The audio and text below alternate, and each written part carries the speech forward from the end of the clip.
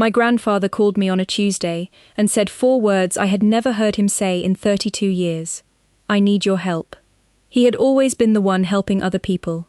Walter Cross, 79 years old, retired accountant, the man who balanced the church books for free every spring and drove his neighbor to dialysis on Thursdays. He did not ask for things, he fixed them. So when he said those 4 words, I stopped walking. I asked him what was wrong. He said, very quietly, that he thought someone was taking his money, and then he said something that scared me more than the money part. He said he wasn't sure anymore if he was imagining it. My name is Delia Cross. I'm 36, a home health nurse. I spend my days with people Walter's age, and I know exactly what 2 things sound like: a person losing their grip on reality and a person being told they are. One of those things is a medical condition. The other is a crime. I drove to his house that afternoon, and by the time I left 3 hours later, I had understood something that would take months to fully prove. My grandfather was not confused. He was being made to feel that way, on purpose, by people who were supposed to love him. And what he did about it, what we both did, is the reason I'm telling you this story right now. If stories about quiet strength and families that fight for each other mean something to you, hit subscribe and drop a comment below. Every one of you who watches to the end is why this channel keeps going. Here is what I found when I sat at his kitchen table that afternoon. Walter's oldest checking account, the one he had held since 1987, had seen 22 withdrawals in 90 days that he had not made. Not big ones, that was the point. $70 here, $140 there, $200 on a Monday when he was at his sister's birthday lunch, and nowhere near an ATM. Someone had learned the size of transaction that does not trigger a fraud alert. Someone had also learned his schedule. He showed me a letter from the bank, a form he had not requested, confirming a new authorized contact on his account. The name on it was Derek Holt. Derek was the man his daughter Linda had married 8 months ago. Walter had met Derek 4 times. I looked at the letter, and then at my grandfather sitting across from me, with his hands folded and his face steady, and I understood the shape of what was happening. This was not a scam from overseas. This was a plan from inside the family. What came next was almost worse. My Aunt Linda, Walter's daughter, had started calling him every Sunday. She drove over twice a week. She had offered, warmly, lovingly, to help him manage his bills because, as she had said to him several times in the past few months, he seemed to be forgetting things lately. He asked me directly, "Do I seem like I'm forgetting things to you?" I had known this man my whole life. He had caught a math error in my college loan paperwork that saved me $4,000. He still did the Sunday crossword in pen.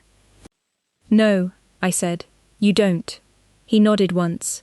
"Then we need to document that," he said, "before they do it for us. I want to tell you about Derek, because you need to understand what we were dealing with." Derek Holt was 58, well-dressed, the kind of man who speaks in a half-finished sentence that sounds like it is going somewhere important and never quite arrives. His business, some kind of property investment firm, had closed the previous spring. I found that with a single search. I also found 2 civil complaints in the county court records, both settled, both involving money that had been promised and not delivered. Linda had married him quickly. Walter had said nothing, because Walter did not say things like that about his daughter's choices. But I had heard from a cousin that the wedding was small, and the speed of it had surprised everyone who knew Linda, who had been cautious and steady her whole adult life until Derek. I thought about that a lot in the weeks that followed. Linda was not a stupid woman, she was a frightened one. Their house was behind on payments. Derek's charm had cost her more than she had been willing to admit to anyone, and somewhere in that fear, she had looked at her father's paid-off house and his retirement fund and told herself a story where taking it early was just moving money from one family pocket to another. That story was the most dangerous thing about the whole situation. People who have convinced themselves they are not stealing are much harder to stop than people who know they are. The woman they had hired to help them was named Corinne Marsh.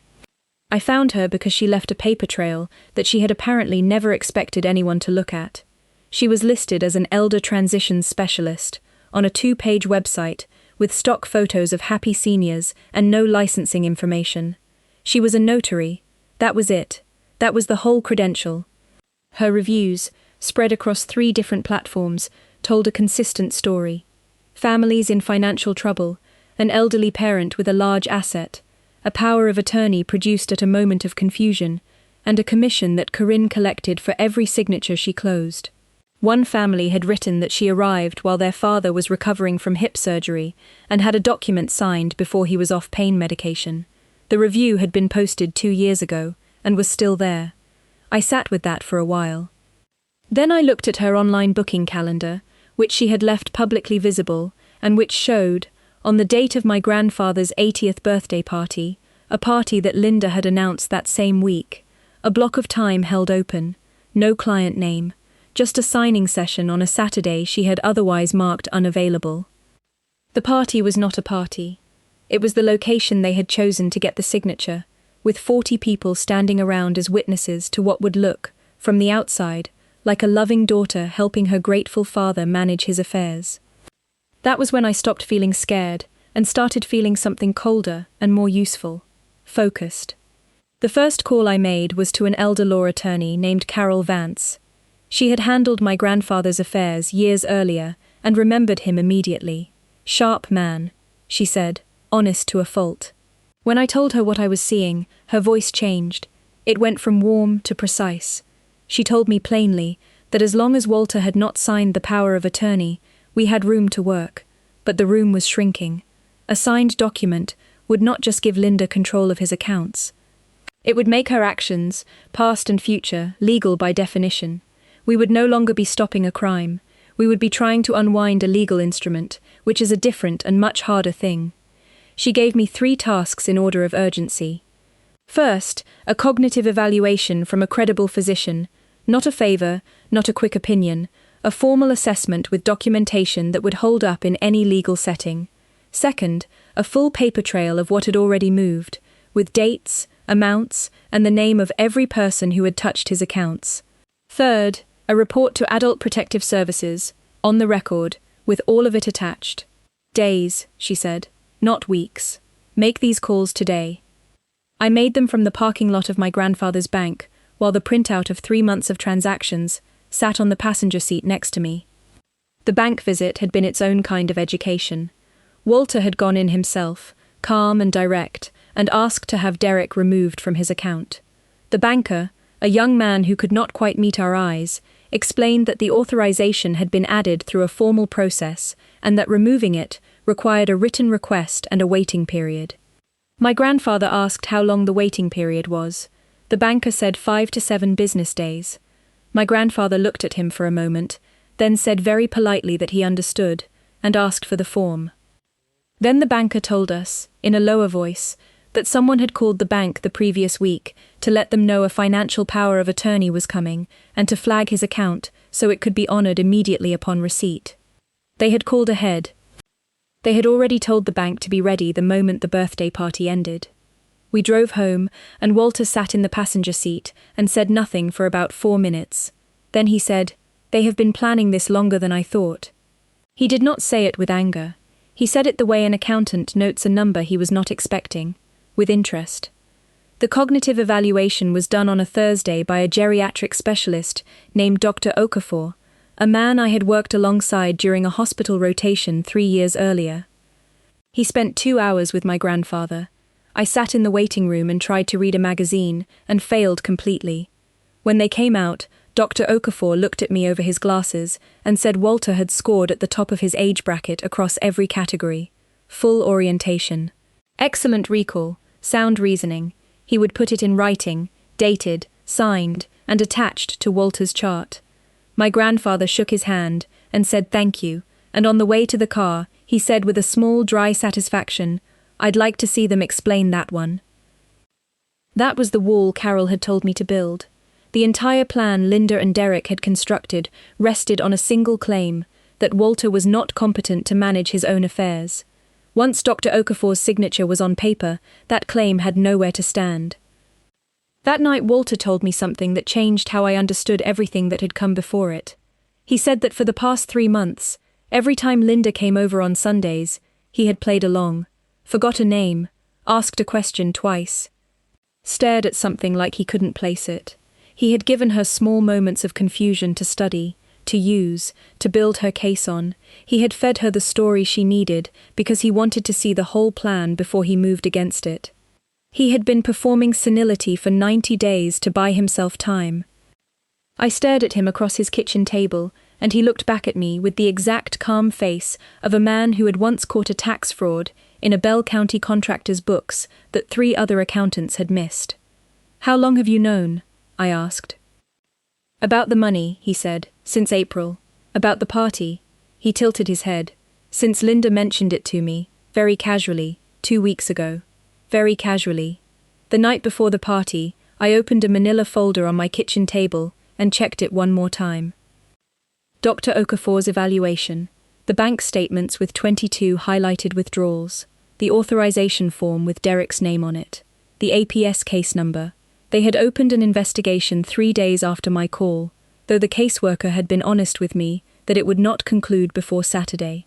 Corinne Marsh's profile, her booking calendar, the civil complaints against Derek, and the 2 most important things in the folder: a letter from Carol confirming she had been granted limited authority to act on Walter's behalf in financial matters. His choice, made freely, witnessed, on the record. And underneath that, something Walter had given me that morning. He had taken it from a metal box on the top shelf of his closet. A handwritten document, 4 pages, notarized in 2018, spelling out that his house was never to be sold. It was pledged by his own hand to fund 2 nursing scholarships every year in his late wife Margaret's name. He had set this up years ago, quietly, without telling Linda, without telling anyone except his attorney at the time. The house they had planned to sell had already been promised to someone else. To young women who didn't exist yet, who would one day go to school because of it.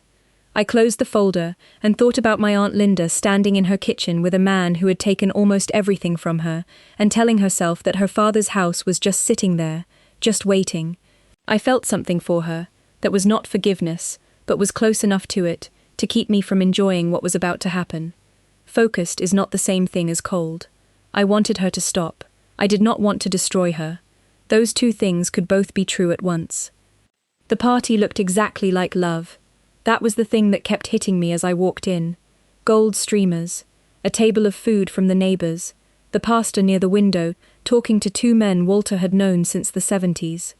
Linda in a yellow dress, moving through the room with a warmth that looked completely real, because, I realized, some part of it was. She loved her father. She was also about to rob him at his own birthday. People are complicated in ways that do not make them easier to stop. Walter sat in his chair by the fireplace, looking small and a little lost, blinking slowly at whoever came to speak to him. He had told me the night before that he would play the confusion one last time. "Let them go all the way to the edge," he said. "Let her say everything she has planned to say, in front of all of them, and then we answer her." I found a spot near the door with my folder under my arm, and I breathed steadily and I waited. Corinne Marsh arrived at 2:15 in a good jacket with a leather portfolio. She did not look around. She knew exactly where she was going. She set up near the coffee table, arranged 2 sets of papers, and uncapped a pen. Derek watched her from across the room. He had a glass in his hand that he was not drinking from. Linda let the party settle for another 10 minutes. She was patient, I will give her that. Then she picked up a fork and tapped it against her glass, and the room went quiet, the way rooms do when someone important is about to speak. She talked for 4 minutes. I timed it. She said her father had been struggling. She said it broke her heart. She said someone had to step in before a bad actor got to him first. She said she had brought in a specialist to make sure everything was done correctly, in the open, in front of everyone who mattered to him. She said she wanted witnesses because she had nothing to hide. There was a murmur of approval through the room. 2 of the older neighbors nodded. The pastor had his head tilted in sympathy. Corinne brought the papers forward. She guided the pen toward Walter's hand and said his name in a voice designed for this moment, gentle and official at once. Walter looked up at her with cloudy eyes. He asked if they were going to sing soon. The room laughed softly, tenderly. He was so sweet, so confused. Poor Walter. I stepped forward. I did not raise my voice. That is the thing I want you to understand. I did not shout, I did not accuse, I did not even use the word fraud. Not once. I said, before anyone signs anything, there are a few things everyone here should know. Linda's smile stayed in place. Her eyes did not. Delia, she said, warm on the surface and sharp underneath, this isn't the moment. You said you wanted witnesses, I said. Good, let's use them. I set the folder on the coffee table next to Corinne's papers, and I started from the top. Dr. Okafor's evaluation first. I did not summarize it. I read the conclusion out loud. Fully oriented, excellent cognitive function, sound judgment, capable of managing all personal and financial affairs without assistance. I set it down and let the room sit with that for a moment. Then the bank statements. 22 withdrawals over 90 days totaling more than $16,000, all made while Walter was either at home alone or out at known appointments. I set them down. Then Derek's name on the authorization form. I did not say anything about it. I just placed it on the table. Then the APS case number. That one landed differently. The word investigation went through the room like a change in air pressure. The pastor straightened. One of Walter's oldest neighbors took a step closer to look. Then Corinne. I told the room what she was. Not a lawyer, not a social worker. A notary who collected a commission on every document she got signed. I told them about the calendar block held open for this exact afternoon. I told them about the family whose father had signed while still on pain medication. She closed her portfolio. She picked up her pen. She looked at Linda for 1 second, and then she walked out of the room without a word, the way people do when a transaction has gone wrong and there is nothing left to collect. Then Walter stood up. He did not stand the way a frail man stands. He stood like a man who had been waiting for a long time and was done waiting. When he was fully on his feet, the room saw the difference immediately. There was no fog left in his face. His eyes were clear and settled and completely present. I've been pretending, he said. His voice carried without effort.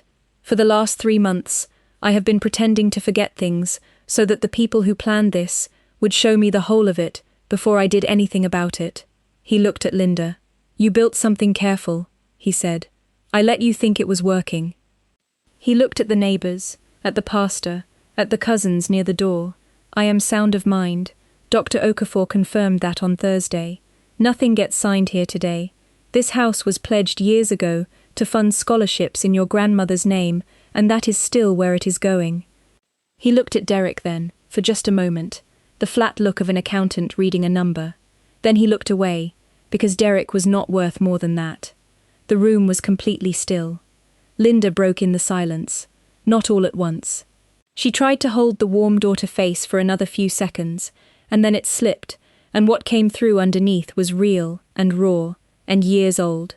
She talked about being overlooked, about money that was supposed to be hers, about a father who had spent his whole life giving to the church and the neighbors and the town, and not enough to her.